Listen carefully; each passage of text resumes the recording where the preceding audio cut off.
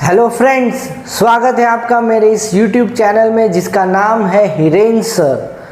आज हम कल के क्लास को और आगे लेके जाते हैं और आज हम देखेंगे और 5 अकाउंटिंग टर्मिनोलॉजीज। तो सबसे पहले स्टार्ट करते हैं लायबिलिटीज़। ये लायबिलिटीज़ क्या होती है? लायबिलिटीज़ का मतलब है अमाउंट ओड, यानी कि जब बिजनेस को किसी और को पैसे देने बाकी है, इसको कहा जाता है लायबिलिटी।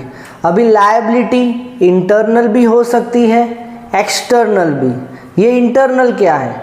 इंटरनल का मतलब है जब बिजनेस को ओनर को पैसे देने बाकी है, इसको कहते हैं इंटरनल लायबिलिटी।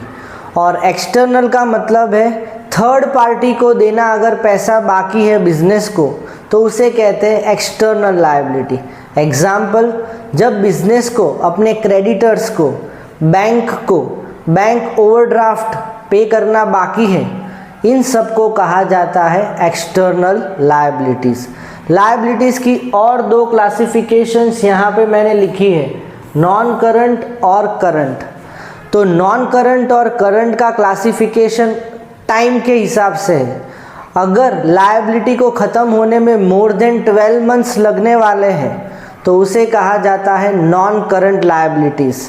एग्जाम्पल, बैंक की लोन, कई बार हम हाउसिंग लोन लेते हैं, घर खरीदने के लिए लोन लेते हैं, तो नॉर्मली वो लोन 15 साल या 20 साल तक चलती है, तो हम उसे क्लासीफाई करते हैं नॉन करंट लायबिलिटीज़ में। नेक्स्ट है करंट लायबिलिटी।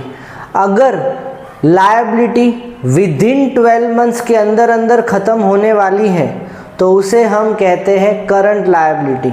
उसका example creditors, bills payable, bank overdraft, क्योंकि ये लायबिलिटीज़ हम विदिन 12 मंथ्स इसको ज़ीरो बना देंगे। तो चलो अब हम चलते हैं सेकंड डेफिनेशन पर, जिसका नाम है एसेट्स।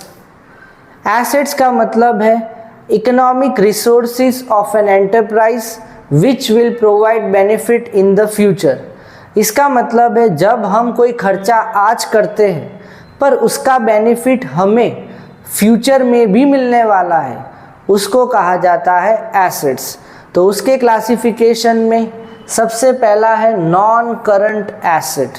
नॉन करंट एसेट वो एसेट है कि हम खर्चा तो आज करते हैं पर उसका बेनिफिट हमें मोर देन 12 मंथ्स तक मिलने वाला है।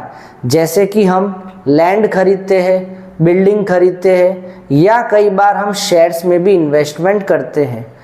दूसरा है करंट एसेट्स। करंट एसेट्स वो एसेट्स है जिसका बेनिफिट हमें विदिन 12 मंथ्स तक ही मिलने वाला है। इसके एग्जाम्पल्स है debtors, stock, bills receivable etcetera. और एक टाइप के क्लासिफिकेशन भी हो सकता है एसेट्स में, उसका नाम है टेंजिबल, इंटेंजिबल और फिक्टिशियस। ये टेंजिबल क्या है? टेंजिबल का मतलब है ऐसा एसेट जिसको हम देख सकते और छू भी सकते हैं। इसके एग्जाम्पल्स है लैंड, बिल्डिंग, स्टॉक। इंटेंजिबल है इसका ऑपोजिट।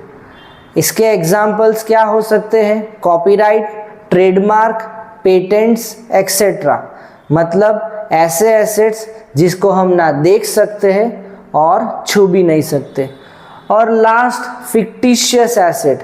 फिक्टिशियस एसेट्स का मतलब है बनावटी एसेट, जो सही में एसेट है ही नहीं पर फिर भी हमने इसको एसेट की कैटेगरी में डाला है। इसका सबसे बेस्ट एग्जाम्पल है एडवर्टाइजमेंट एक्सपेंडिचर, क्योंकि एडवर्टाइजमेंट का खर्चा ऐसा खर्चा है कि हम करते तो आज है पर ओनर को खुद को ही नहीं पता कि इसके बेनिफिट्स ये साल मिलेंगे या नेक्स्ट ईयर या उसके भी नेक्स्ट ईयर। इसीलिए इसको कहा जाता है फिक्टिशियस एसेट्स।